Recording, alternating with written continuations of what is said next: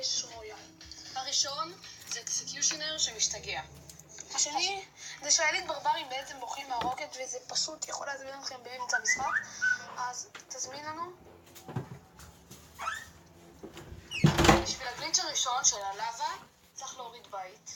אז יש לי מיני בטן והספיריט. יש לי גם קלום. אני אזרוק גרניה.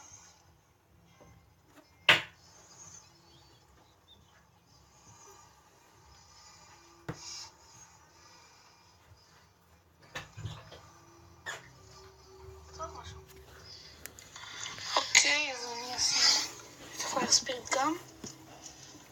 אוקיי, אז אם אתם רוצים בעצם להצליח את זה, אז אתם רואים שיש כאן מין כזה דרך, אתם פשוט צריכים לשים את זה על הדרך.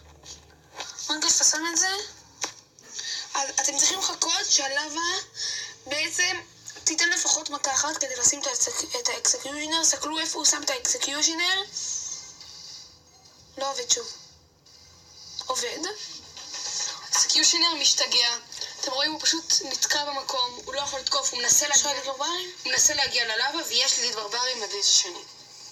אז אני ארוג את האקסקיושנר. נהרוג את האקסקיושנר, ונחזור. לא זה.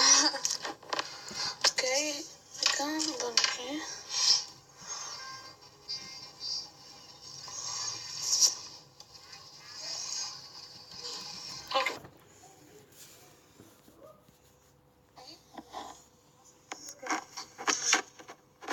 אוקיי, אז גם את הגולם צריכים לשים בעצם על השביל.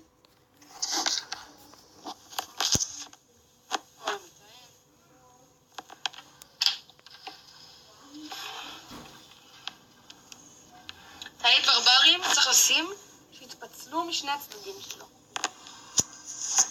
ברגע שנשאר לו קצת חיים, שמים רוקט.